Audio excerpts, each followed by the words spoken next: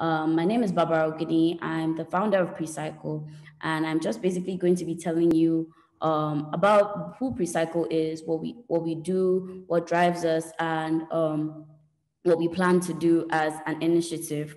Okay, so I'm 17 years old, and I started Precycl in May 2019. I was I was 15 then, and earlier that year, I had started getting interested in recycling, and I was particularly concerned that I couldn't find anywhere we could recycle near me. Beyond that, I was also concerned that not enough people knew about recycling and climate change. And basically, I was so interested and intrigued by the things I was finding, and it puzzled me as to why I hadn't heard that before. I hadn't seen it anywhere else. So I made it my job or something to let people know about this. So I started an Instagram, and all I used to do then was share the facts, make some posters, and share the things that I had learned basically.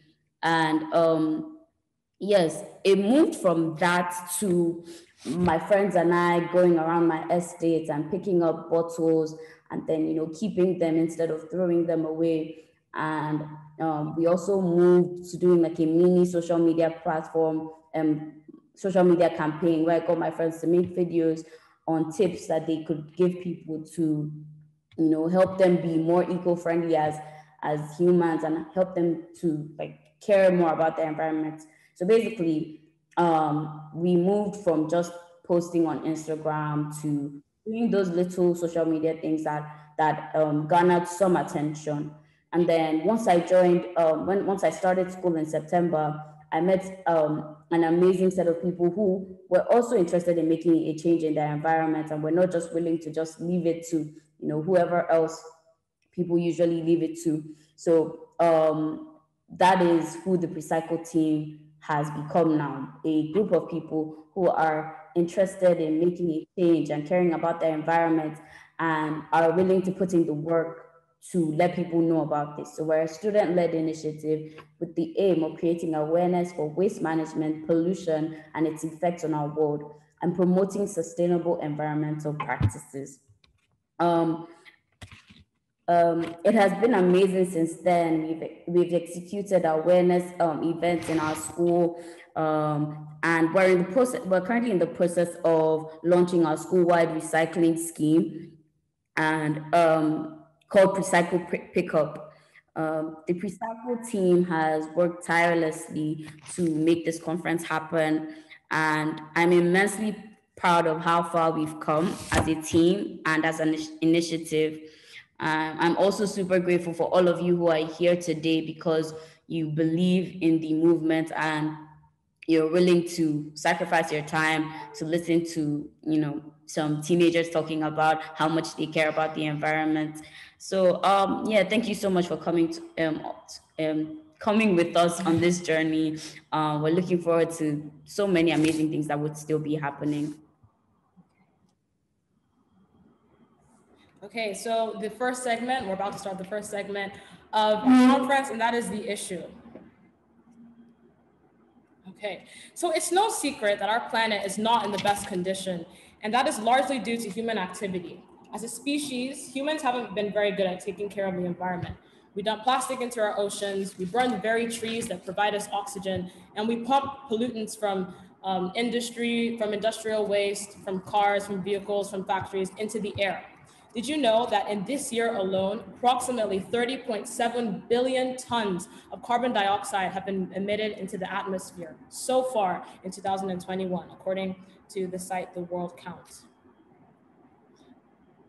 All of this is contributing to the largest environmental problem that we are facing, climate change. So I'm quite sure that everyone in this conference has heard at least has heard of the term climate change, but according to the National Geographic, the official definition from climate change is the long-term alteration of temperature and typical weather patterns in a place.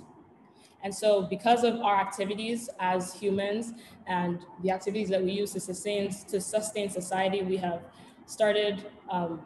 induced global warming, which has now been renamed climate change.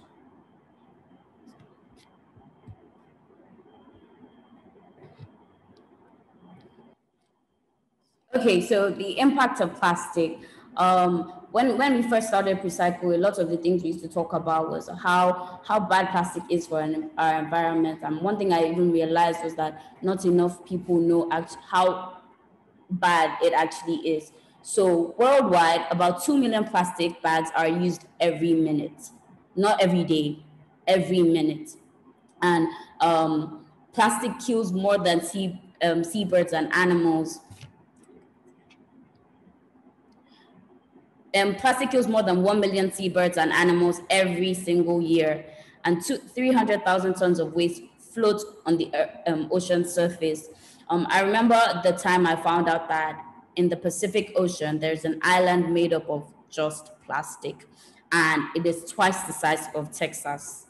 And like, it really shocked me because not just these informations I was finding, they were not just things that mattered, but people just didn't know about them.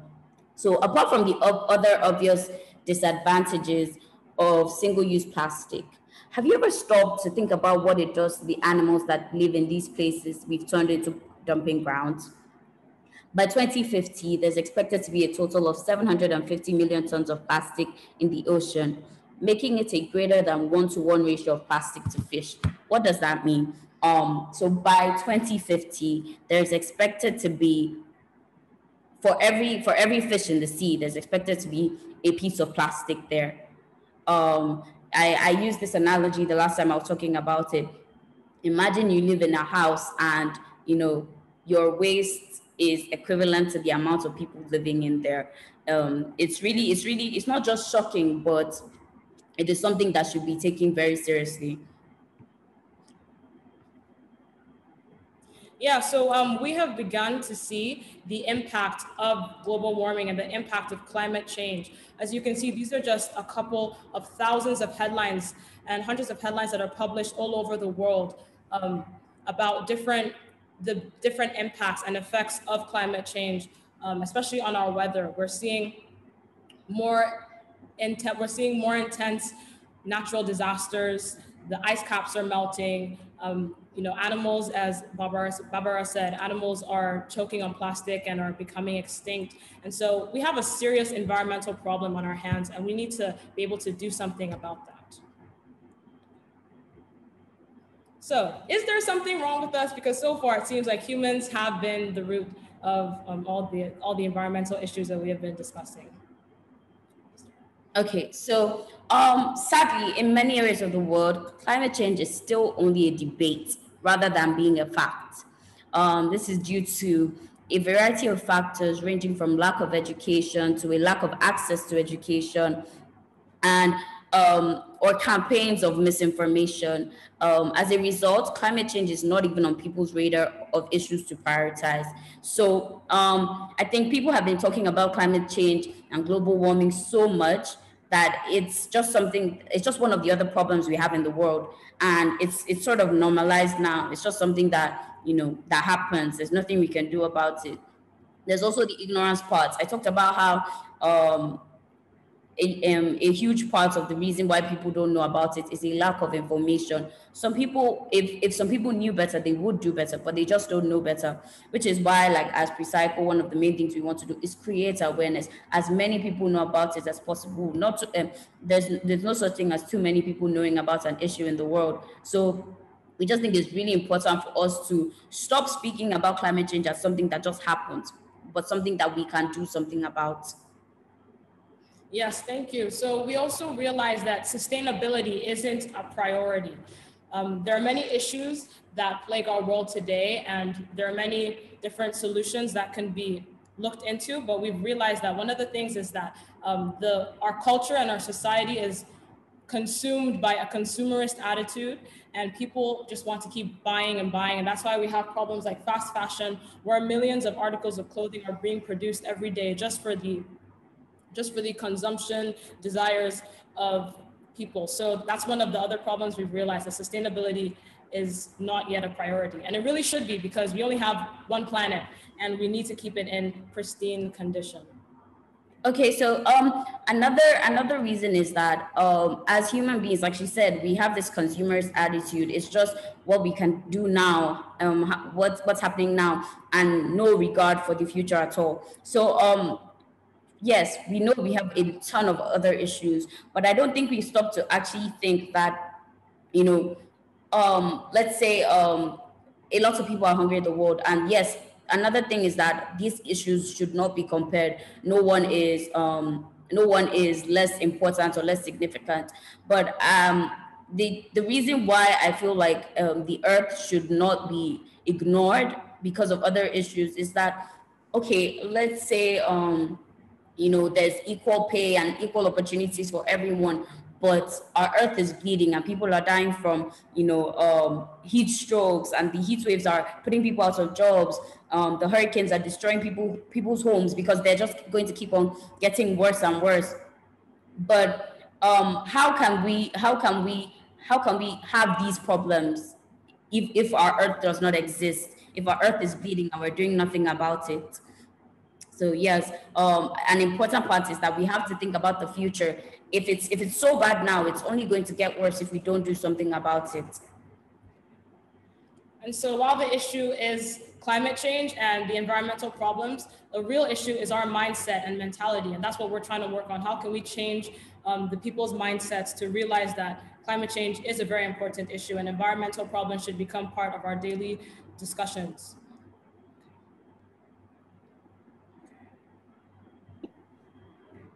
Now we will soon be hearing from our guest speakers. If you have any questions while they are speaking, please send them to me and they will be able to answer them in the designated Q&A session.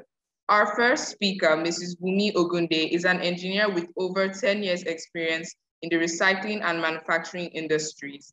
After studying in the UK, she served as a research analyst for Warwick Manufacturing Group in 2011, where she focused her research on plastic food packaging and recycle of solid waste materials. She is currently the COO of X-Rubicon Solution and manages the Packham product. She is the founder of a sustainability consulting agency called the EMR Consultant and the editor of Eco Digest magazine. She runs a quarterly training program for women in recycling and energy. These are just a few of her several accomplishments and initiatives in the world of sustainability.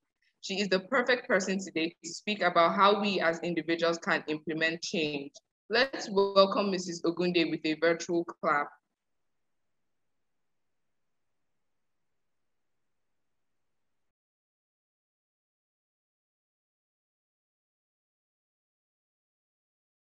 So much for having me. I'm going to put on my video so see my face.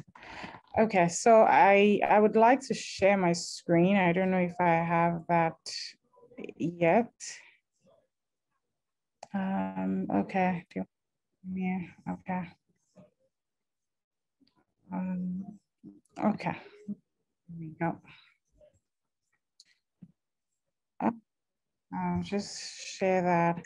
Okay, so hi everyone, good afternoon. It's such a pleasure to be here. I'm really excited. I would like to say congratulations to the Precycl team. You guys have done amazingly well. Just sort of listening to Barbara and everyone talking. Been very impressed, I must say. So I just trying to go through my phone to see when I met Barbara, and I remember her giving a very interesting detail of what she was doing and what she was looking to achieve, and immediately I was stuck on, and then we sort of had a chat, I think, by a call later on. But it's really good meeting her and, being here and invited to this. Thank you guys so much. I'm really, we talked about the issue. I would just point out a few issues as well, so I wouldn't bore us with some of the issues that were talked about. So our environment faces several problems, and many of them seem to be worsening every single day. and bring us into time of true environmental crisis. You know, the speakers just before I came on sort of highlighted a lot of this. You know, they gave good numbers and facts. You know, we have pollution being one of the major problem, pollution of air, water. We have global warming, which I know the speakers talked about as well, which they were talking about climate change, which is obviously caused by a lot of our emissions and human activity. We also have overpopulation being an environmental problem because, again, people are migrating from there. You see more of us and sort of moving and migrating. So there's a research I did a couple of weeks ago, and I found out that about 132 people migrate into Lagos every day. So you can imagine the number sort of moving in here, just speaking locally. Of course, we have waste disposal. With the number of people in population, we don't really know what to do with it. You know, we have loss of biodiversity. You know, we're killing animals that we shouldn't be killing. You know, they're extinct. You know, they're going extinct. We have deforestation, which we are just cutting trees just because we want to build houses or we want to, you know, have some. I don't know if you've got. So there are so many places now that you wouldn't have trees anymore. As earlier talked about, that was the public health issues. You know, we have lack of clean water, which is also called a major cost in our environment. And guess what? Because we're pouring our waste into the ocean, we're literally close to everywhere can be populated, polluted. Anyway, I'll also show some pictures around the landfill as well. This pollutes our air, this pollutes our bodies. I had when I was doing a research, and that was on air pollution. One of the things that we found out was the fact that you have 11,200 premature deaths, and 60% of them are young people, and this is out of pollution. So we're burning out. Assume that because you're not close to them, but not realizing all this thing begins to affect us. And as we go daily. So again, these are just some issues I wanted to point out, but you know, the speakers have done really good in sort of highlighting some of these things. So I'll go to waste, see what we currently do. So we have all this waste, all our food waste, paper waste, cans, aluminum. And this is what we do generally. I'm sure that you've seen a lot of this on the outside I used to. So, and I know someone did talk about mindset change. He talks about awareness. These are things that are very key and where to start from. And I'm really happy about Precycl because, again, this is something that you guys are young. This is something that coming out and speaking to your peers, it would really, really make an impact. And of course, we take this huge thing and dump it here.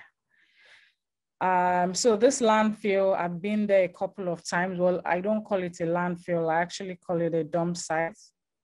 I've been to this dump site a couple of times. So we have about 4,000 scavengers in the dump site. So these guys that are, you know, sifting through the waste, looking for recyclables and things like that. And the truth is, they are obviously exposing themselves, their health, but they don't realize, but of course, they're trying to make a living. And so I will also talk about one of the things that we are also doing to sort of reduce the sort of exposure for them, you know. Yeah, so this picture is a picture that I took. So you can see people like literally scattered around and walking on the dump site. This is the current state. In fact, probably worse off now because I took this a couple of years ago. Scavenging, and then all the yellow, blue dots that you see on there is basically them trying to separate the recyclable waste in there. So, but the truth is, does it really need to get to the landfill? It doesn't. We can begin to drive from our based on knowledge, awareness, mindset, which I think is very key to our conversation today. So moving forward, a lot of us have experienced this. I'm sure that some of us have seen this on the outside when we're at home, and this past rainy season. So maybe this one not too bad, but there was a day that it was of us dropping some of this waste on the road and people tossing it out from their cars. And by the time all the drainages are blocked, the roads are blocked, and then it leads you flooded home. So these are things that we experience. So I think that it's something that if you haven't seen it before, you can let me know in the chat box. But I want to believe that some of us have seen a lot of these pictures, and these are reality. This is not fake news or someone crop shop this, Photoshop this. So I don't want to dwell on. So my topic is mostly on, individuals. What are our responsibilities? What are the things that we can do? How we can begin to make change? First of all, the change starts with us, right? I was saying something with Lagos. So for instance, Lagos State generates about 13,000 metric tons of waste every day, which is probably more because we don't have record. So we come up with the numbers in our heads. And then 90% of that number they're all recyclable waste. So your plastic, aluminum, your cans, and all the rest. And then probably 10% of organic, and that's your food waste and every other thing. And currently, with the situation of recycling in Lagos, I can't speak full of Nigeria, as of now, actually in Lagos, that I'm very conversant of that being recycled. We have a long way to go. Certainly, we have a long way to go. Do we need you guys, the young guys that can go around, push people's mindset, change people's heads? Certainly, because people always say that, it's easier to change younger people, as opposed to the older ones who are already set in their ways and things like that. So again, what are our responsibilities? We begin to cycle. A lot of emphasis on recycling, a lot of sustainability. We can also look at tree planting, because in the earlier issue that I mentioned, I talked about just so that, okay, yes, of course, to stop the carbon and emission into the most. Also, very importantly, something that is coming up, which I would also implore you guys to begin to also research on, is food sustainability, right? So population of Nigeria is growing. We are 200 million plus right now. It is estimated that by 2035, we will be over 35 million plus in Lagos. That's for Lagos. And then, of course, in Nigeria is about 400 million. And that's like double what we are right now. Is our expansion of our square meter growing? Definitely not. How are we all going to fit in? How are we all going to survive and eat? Are we all going to just be able to even manage our environment?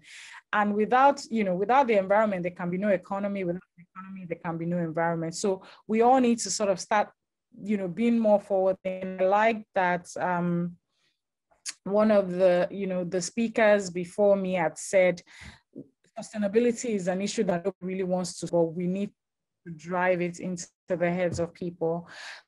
So tree planting, not just for carbon dioxide, but also for another thing we can do is compost. So composting, so a lot of our food waste, which is currently going into the landfill that I showed you as well, can be put into compost tumblers. So they're like compost, very interesting. I'll see if I can get pictures to Barbara later. They're interesting tumblers that you can actually mix all your food waste and everything. You put it in there, take out the oil. So all your banana peels, this and that, and you turn them into compost by just putting them. You don't have to do much. You just need to cover them up, and then they turn into fertilizers where you can actually use them to plant. Yeah, so that's something that we can do as individuals. Also save energy. So as little as turning off electricity, and I'm sure as little as turning off electricity, gas, and things like that, it helps to save the planet. It reduces the emission that goes out. I know we talked about greenhouse, we were talking about climate change and greenhouse warming. So some of the major causes of that is, our exhaust pipe from our cars, which causes CO2 emission, the emission of gas from our ACs in the house, because obviously everybody comes, it's hot, I want to turn the AC, but they also have artificial gas that they pass to the atmosphere, which is called the CFC gases, and that is also extremely dangerous to the environment. So even just while you're not there, a lot of us enjoy, I want to come back to the room, I want it to be cool, and then you leave the AC on and all of that. So you are emitting the gas into the atmosphere and adding on to what every other person is adding on while you're not there. So turning off the lights as little as that, helps. And then of course, also preserving water. We don't have enough water. A lot of people think, yes, we're surrounded by the ocean and things like that. No, we're not. We don't have that sort of capacity. So saving water and not just running the taps and things like that are the little things that we can begin to do. And I know that one of the issues that was also mentioned just earlier was the fact that especially when it comes to waste, there may be more fishes in the ocean by 2050, because our fishes are already eating some of even the plastic and the waste that we are dropping in that goes to us. So there's that cycle of we dump into the ocean, it's contaminated. That goes to what we eat, and we eat that thinking, I just had a really nice seafood, I just had a really nice fish or prawn, not realizing that you are eating microplastic even inside of you. And then maybe years down the line, you fall sick and you're wondering why. So a lot of this awareness, I think one thing I would want to make sure, we learn today or we pass across is how, as young people, we can keep pushing for awareness, a mindset change. I put this bit in there because I thought I was going to talk about what we as a company as well we're doing. What is in your business? There's a large emphasis on separation, plastic, glass, paper, sorting from source. And that was one of the reasons why we created PACAM. So PACAM being PAKAM, PACAM in Pidgin for, Kole, which is a Yoruba word, or collect. So PACAM was something that we created as a company at X-Rubicon. So what it does is connect you to recyclers that are around you. So the idea is for us to be able to transform the waste management sector and because it is going around technology, use that technology to create smart waste application, smart trucks, smart bins, smart cash pushers. And I know you saw, so I showed you pictures of landfill as well just earlier. So it's some of those waste pickers that are there. We are also looking to integrate them into PACAM. We're already talking to them. And that way we're sort of helping the ecosystem to do things more efficiently, to do things in a better and cleaner way, to create a healthier emphasis on healthier and cleaner environment. So that's some of the things that we do. We've started doing at PACAM, and we've been able to use that. So once you download it, you're able to connect to the recycler, and you can definitely sort your waste. Once your waste is sorted, call your recycler, and then the recycler can come to you to pick up your recyclable waste. And it's just as simple as that. It connects, real time to waste companies, recyclers, and people that are interested. It also helps the government, because I did mention something about data. Something that we don't have in Lagos or in Nigeria at the moment is data. And in order to forecast for the population growth that is coming, we need data. And so that's what we've been able to also create for the government sector, which is the Ministry of Environment, LOMA, and LASEPA as well. So everybody that is within the sustainability, environment, waste ecosystem, through our platform, we are bringing them together to reduce the indiscriminate waste dumping on the road, drainage blocking, causing all the floodings and things that we experience on a regular basis. And also we have like a life report as well. So for instance, if Barbara was going down the road, and she saw someone dumping refuse, she can do a live video from our Packham app, which will go straight to the LASEPA or Loma Control and Command website or their page, and they can respond to that. So that's something interesting as well through technology. Thankful for technology. So yeah, so thank you everybody. I think I've been able to convince you and not confuse you. So if anyone has any questions, but these are things that we can begin to do on our own end to sort of start ourselves and begin to see what we can do as individuals. It's just starting as little as knowing. As little as knowing goes a really, really long way. Starting with awareness, starting with your mindset change, and starting with you taking action. So thank you everyone for listening, and I really look forward to questions. Thank you, Ms. Ogunde, for that enlightening session on what we can do as individuals to create positive environmental impact. Are there any questions for Mrs. Ogunde? You can drop them in the chat room.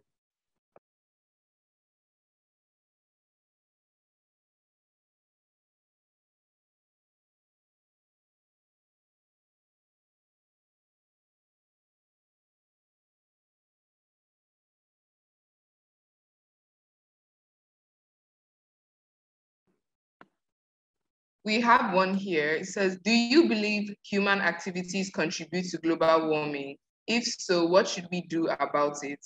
If not, what do you think causes global warming?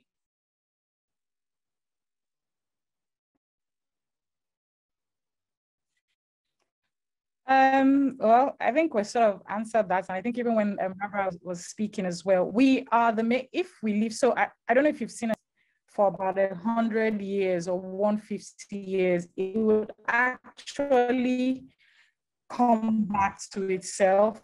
It will rejuvenate itself. It would heal itself.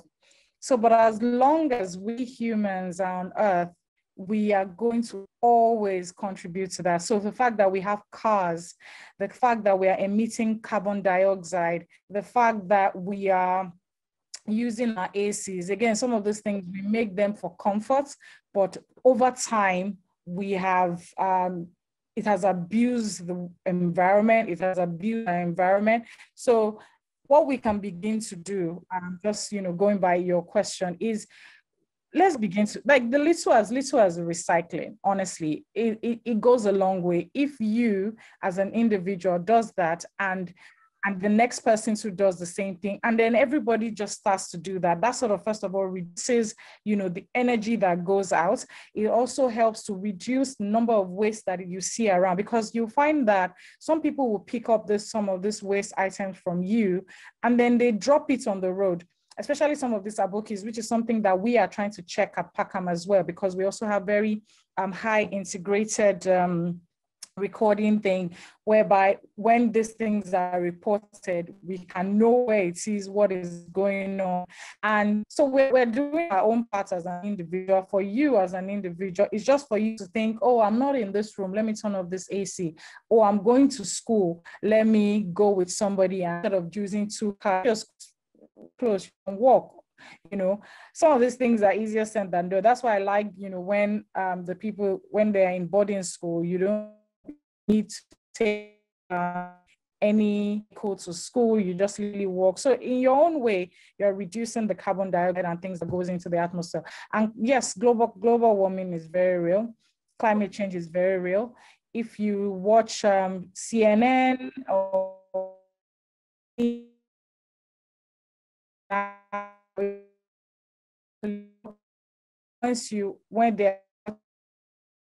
where they're flooding, where they're and how did this happen? These are the results. So being aware is where you can start from.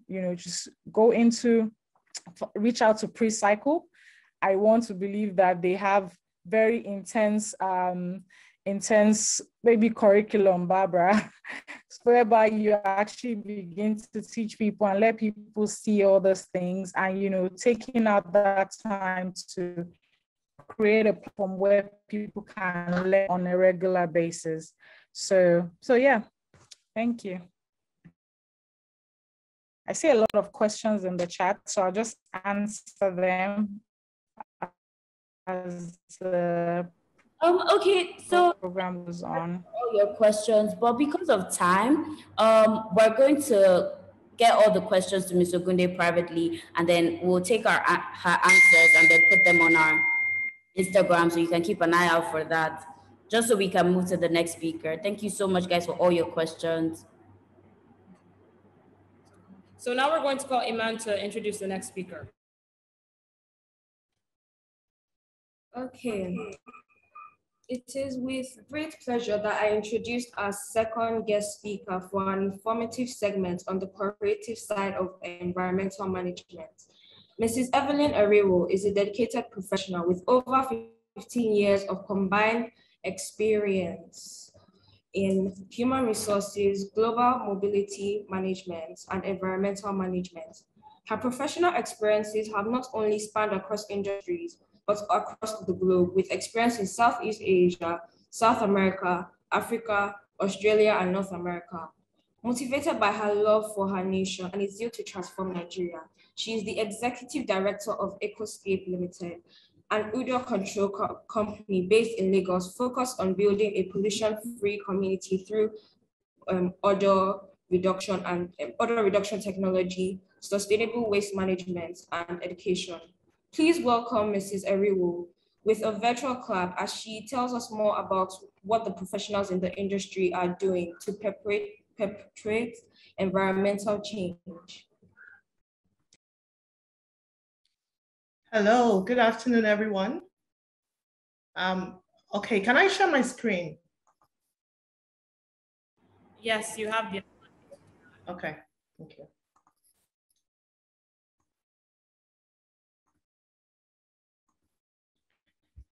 All right, so good afternoon, everyone. Thank you for having me on this platform.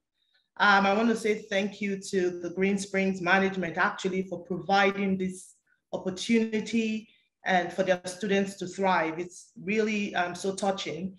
Thank you to the Precycl team, Barbara, Aresiri, and all the other team members. Well done. You know, just listening to you guys, it means that there is hope for Nigeria. I must tell you, I think there is hope for the nation, because we have a younger generation who are passionate, who just don't sit down and talk, but they walk the talk. So can we give a virtual clap to our Precycl team? And I hope that other schools, either other educationists online, can also learn from this. This is amazing. I love the passion and what you are doing. Also, just so you guys know too, we do, as a personal note, some recycling as well in our home. And we've also organized it for the estate where we live, and we're looking to push it further. I also want to thank our speaker, Mrs. Ogunde, for such extensive and sharing of what is done in the industry and what we need to do.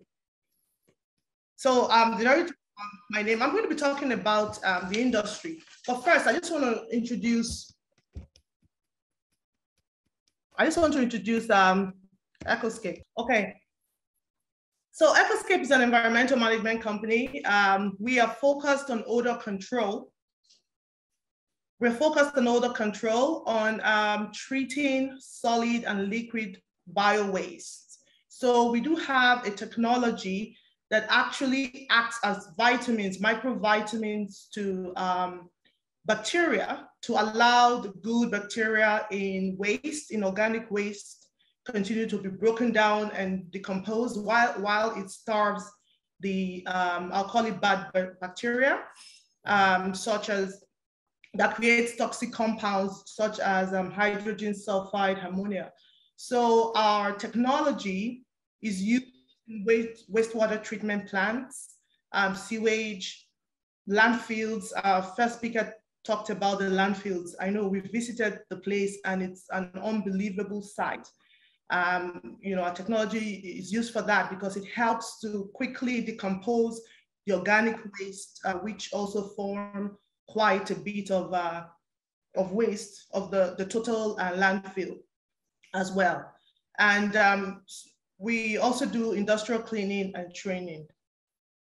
So our vision in Ecoscape is to create a pollution-free environment in every home and every community in Africa. So I'll be talking about the industry, but some quotes that have really spoken to me in recent time. I just want to share some of it. It says, "It is our collective and individual responsibility to preserve and tend the world in which we all live. And that small acts, when multiplied by millions of people, can transform the world." Let's think about that. If organic wastes were a country, it will be the third largest contributor to global warming in the world. Let's think about that for a moment. We all have a part to play in this. So when we talked about, I was given the topic, the industry, was quite broad, because when you talk about the industry, practically every company should be involved in the crusade in combating climate change. Not just those who are called environmental companies, but corporations, because of their activities and how their products, manufacturing of their products, and even this waste disposal has affected our environment. Every industry, every corporation, every business, and every individual should be a part of this industry talk. But I decided to just talk about the past, the present, and the future. In talking about waste management. Climate change has been in the discussion for a long time, so many years, so many decades ago. This discussion has started, but one that was really notable was the one by Dr. Hansen, who was then NASA director. He was the first person to really talk about the cause and the effect of the greenhouse gases and global warming. We started hearing about the greenhouse gases in the 80s and more in the 90s. And then 4 years after that, in Rio de Janeiro, the countries came together to agree to sort of take steps to reduce greenhouse gases. And also in 1997, Kyoto Protocol, where developed countries came together to say, look, we're going to try to reduce pollution, reduce emission. Then they really talked about carbon. We're talking about carbon capturing by 5% in developed nations. Not all the nations, all of them signed to it. I mean, the US did not ratify, but a lot of nations talked about it. So this discussion about climate change has been going on. So in Nigeria, Nigeria was not really on the map until more into 1988, where there was a discovery of waste dump, hazardous waste dump in Cocoa Village in the old Bendel state. I know that some of our young ones were not here at that time, right? The older ones would know. Where a foreign company just paid peanuts to the villagers and started dumping hazardous waste from overseas. And people started getting sick. It led to deaths, cancers, all kinds of disease. And there was an outcry. That was for the first time when it came on the national stage and international stage, and sort of measures to kind of curb environmental pollution started. So they decided a loose framework on how government can curb environmental pollution. Then 1991 was another one that talked about the Ogoni landfill oil spill. This is a big one, it's still on since 1991, where the oil spill, gas flaring in the Niger Delta part became a really, really big issue. If you've not heard about it, please read about it. But for the first time, the government now actually made regulations where environmental impact assessment became a real requirement for oil and gas companies, so they had to start doing environmental management impact assessment. All right, so in 2015, I think that's more recent history, and a lot of the younger people would understand this, the Paris International Treaty on Climate Change that really talks about how to combat, to mitigate climate change, talks about the financial part of it. So a lot has gone on in the past, but in the present, what are we talking about? Has the industry evolved in the present? We know that in Nigeria now, for example, there are a lot of talk about recycling. There are companies that are on recycling. We are on the other side. There are NGOs. So NGOs, environmental activism, both public and private sectors are now, experiencing, and now I've not come into the discussion because they've experienced this growth over the years. It was very interesting when we started Ecoscape. I was amazed at the number of regulatory bodies we had to go through, registrations you had to do just to become an environmental company in Nigeria. So it's a good start, but there is still a lot more work to do. And we've said it, I won't overflog it. There's still a lot more work to be done. So we also have renewable energy, such as solar. Solar energy is a lot more common now. People are powering their homes with solar power because we have that here in Nigeria. There's wind power, there are biofuels, which come from waste, biomass comes from organic waste, afforestation efforts, recycling efforts, as we have emphasized today, and electric cars from like Tesla. So these are some of the effort that the industry has really put forward to date. And there are many more. In Africa, Nigeria actually has the second recycling plant after South Africa, yet only 4% of waste is recycled in Africa. And there was an article I read a couple of years ago that said that there is over $8 billion to be made from waste as yearly income, revenue from waste in Africa. So the money is in the dirt. So let's think about that. But anyways, waste separation is encouraged. Companies are coming up. We have the PACAM and many other companies that are looking to do their part in recycling the waste. The Lagos State Blue Box program.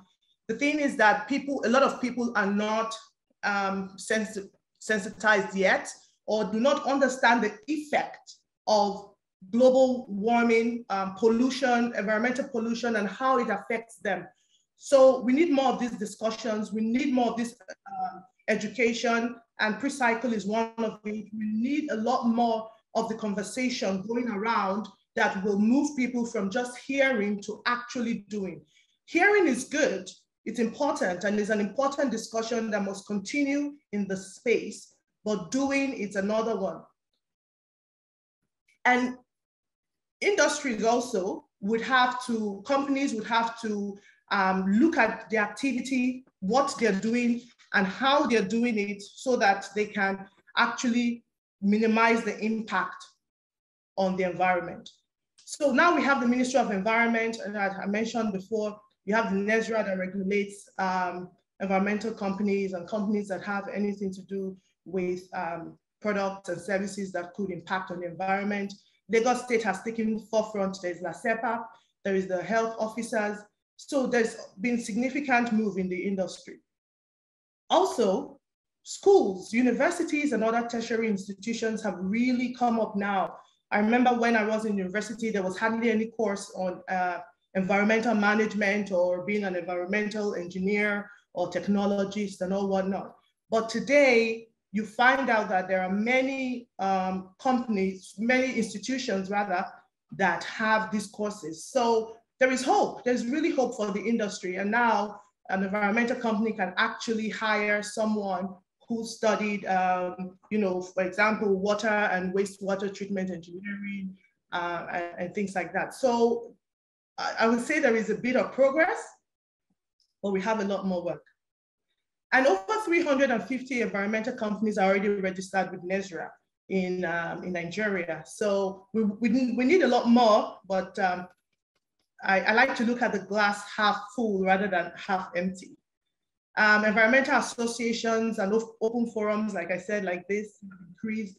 People are becoming more conscious. And I also think that the pandemic also has sort of stopped people in their tracks to see how, as an industry, how as individuals, how can we move this discussion forward? People are more conscious about cleanliness. People are more conscious about, you know, just simple basic hygiene. Companies are more conscious about how they do work and the impact of their work on society. And many corporations have a HSE department, which is the Health, Safety and Environment Department. It's always been there, right? But the thing is, we must move from just having it in the books to make our books look good to actually doing something about it that really impacts the environment. I think that's where we need to move to, just not having it in the books, but really thinking about the environment. There's some challenges that we have faced as a company. For example, you go to another company and say, oh, we're looking to optimize the efficiency of your wastewater, your the effluent quality that goes back into the environment. And some are not as interested because it doesn't tie to their bottom line. It doesn't tie to, you know, many companies want to look good, you know, they want to do the social aspect, but it doesn't really tie. So in the beginning, it's been a tough sell to just say, look, this technology, for example, is non-toxic, is safe for the environment, it is not a chemical, your employees can breathe in it, and you know, you can really minimize your impact in the immediate environment where you have your company. And I tell you, it's we still have a long way to go. We still have a long way to go. So, but looking at the future, as I said, I'm hopeful, really hopeful about things that can happen. Companies need to start looking at what we call, first of all, the triple bottom line. The triple bottom line has been in discussion for a long time, where it's not just profit and loss, but the third thing is the environment. How, so that if you make money, you are very profitable in terms of financially, and your environment is suffering, then you are not a profitable company. This was a discussion over the years, the triple bottom line. It wasn't very big in Nigeria at the time, but now it has even moved forward into what we call a circular economy. So we need to look at a circular economy that takes on global challenge like climate change, you know, biodiversity loss, waste and pollution. So companies need to really look at what I am doing. How am I designing a product in a way that it will be reused, rather than that product being a dump and they're looking for some third world country to dump their products after it has become obsolete. So it is the future, the circular economy. And I'm hoping that Nigeria would latch on to that. There is so much pollution. I don't want to go into all of that. We've talked about it. My first speaker actually beautifully articulated the issues, and then the Precycl team already did that. But I wanted us to look at where we go from here. So we can either have an economy, a continent and a planet that is either, you know, you can see my photo here, a continent that is either greener or the one that has actually lost its vitality. And because of that, we need to look at transformational leadership in the future. Transformational leadership and transformational organizations that would no longer just think about how do I make money for myself and my shareholders? How do we make money for the people, our employees? It should now move forward to how would our work impact our environment. There are 1 million people living around the factory. What would happen to them if we continued the way we continue? We need transformational leaders who are passionate about the environment, who think about the activity, who are change catalysts, those who would say, you know, there's a slogan that goes, this is Nigeria. Who will say, no, this is Nigeria, but things must change. And who stand in the straight and narrow to ensure that they're on the right path to do the right thing, and that the activity is not impacting on humans and the environment. We need leaders who will lead organizations, who will lead by example. In other words, who will walk the talk and not just go on talking and having conferences, spending a lot of money at all levels of government or even industry, and nothing is done. So we need leaders who would say, this is what we are doing, this is what we have done, and this is what we hope to do, because that's how Nigeria will change.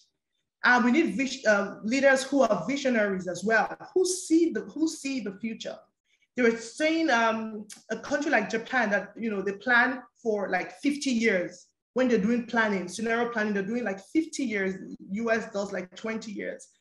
Nigeria needs to move from just the immediate, or rather reacting, to being proactive and planning ahead. We had the first Vision 2020, but that didn't make any headway.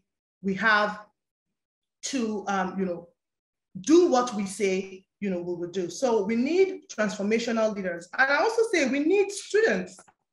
You know, a lot of our students now, I mean, that's great. Younger generation are going out of the country to study. Everybody is looking to leave Nigeria. Who is going to repair Nigeria? Who is going to be that industry? How will the industries grow if we all leave and never come back?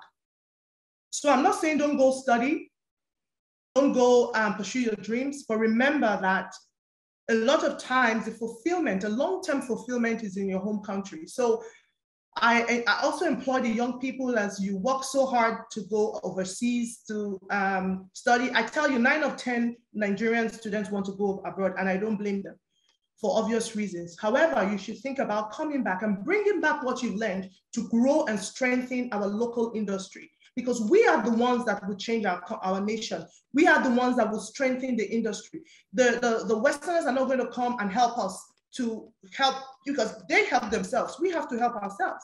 So when you go out there, you gain the knowledge, consider doing a field in environmental, if you would, and then get the experience, and then come back home. This is home. Come back and let this industry be strengthened, and let us look at how we can save our country, and indeed Africa, through what we have learned. So the future also talks about the UN 17 sustainability goals that they have set, which includes no poverty, zero hunger, climate actions, clean energy, sustainable cities, and all of that. So within all of this framework, I think that if Nigeria and our industry would take certain part of it, because we need almost all of it. We need almost all of it in Africa. But if we would streamline and start, the organizations start to take, you know, an aspect of it. Okay, this is the part I do. This is the part I want to focus on. And each of us is focusing on a separate little part.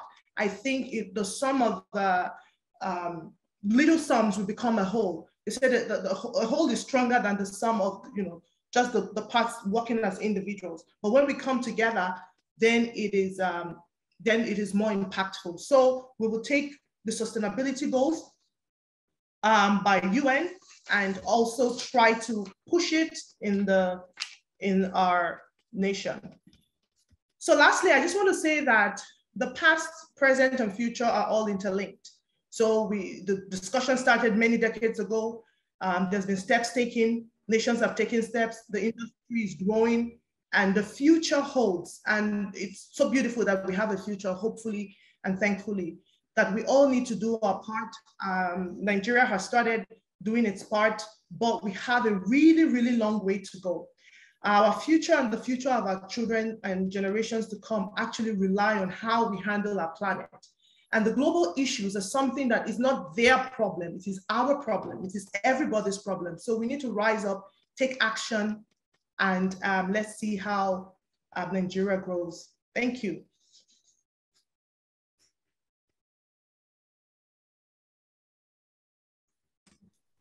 Okay. Thank you, Mrs. Eriwo, for that educational talk. We will now move on to the second round of Q&As. So due to the interest of time, Mrs. Eriwo would only answer one question here in the meeting. Then we would send the rest privately and we would be putting it on our Instagram. Thank you. Okay, we have a question.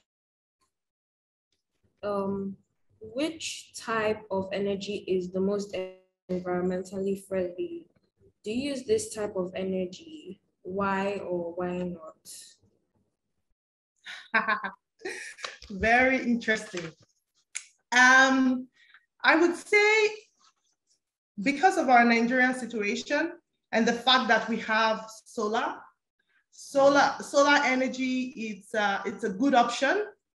At present, it is a little bit expensive and it's a little bit, people are a little bit unsure about it, but I don't use it personally, but we've installed it, we've installed it for my mom, so she uses it.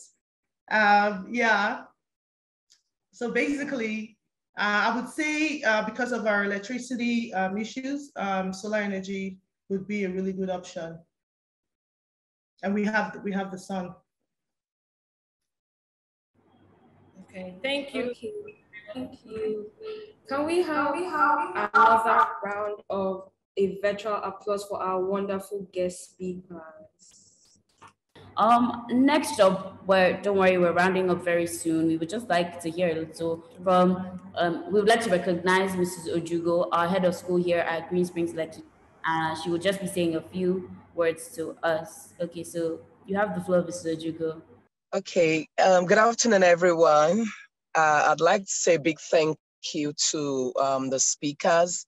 It's been so initiative, and the truth, like our speakers said, is that the fact that young people are taking this on, is such a big deal.